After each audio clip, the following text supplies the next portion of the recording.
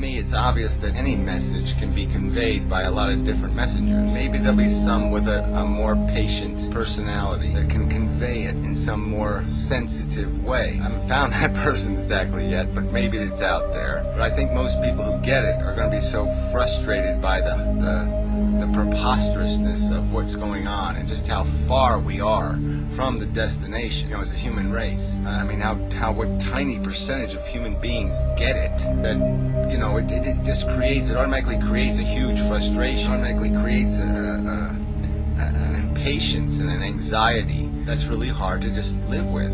It's really hard to convey something through that frustration, through that hopelessness. It's really hard to energize when you're hopeless, when you're feeling like, oh man, there's just no chance I'm gonna be able to get to these damn people. Yeah, so it's a daunting task kind of thing. You're gonna try to cheat a little. I admit maybe I'm cheating. Maybe I'm cheating because I'm allowing too much of my own frustration and anger go through this camera. But what can I say?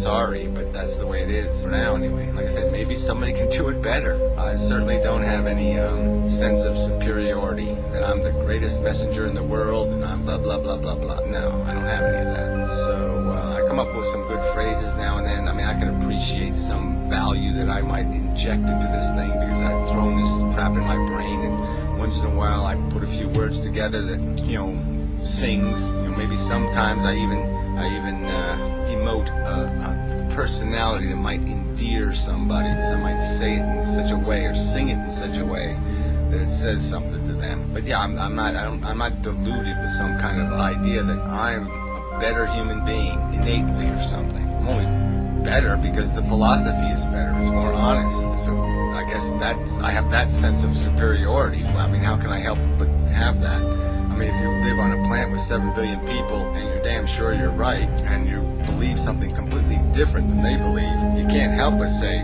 damn, I'm a little special or something. You gotta be able to see that. And you're not special in a bad way, because I don't think I'm wrong. And no one's demonstrating how I'm wrong, at least not making the argument that's persuaded me I'm wrong. And so that can go around in all kinds of circles, but what's required is proof, and that's where this gets.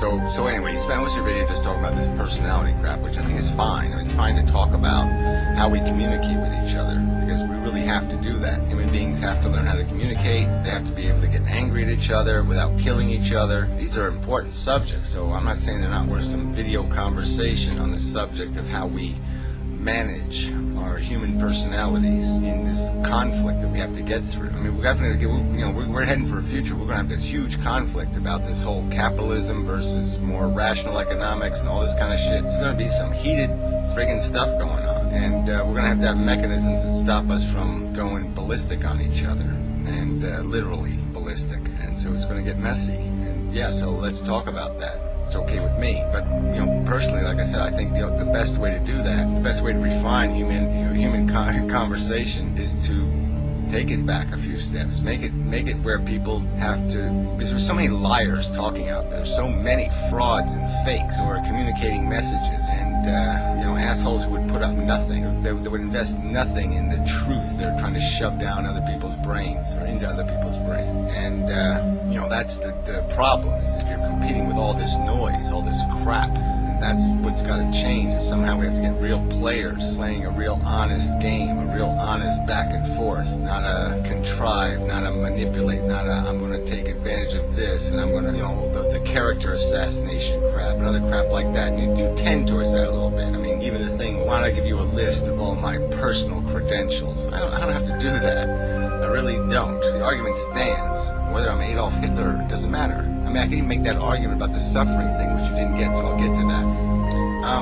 It doesn't matter who suffers. We could all argue, okay, well, let's give all the suffering to Adolf Hitler. Well, guess what? It's still suffering, damn it.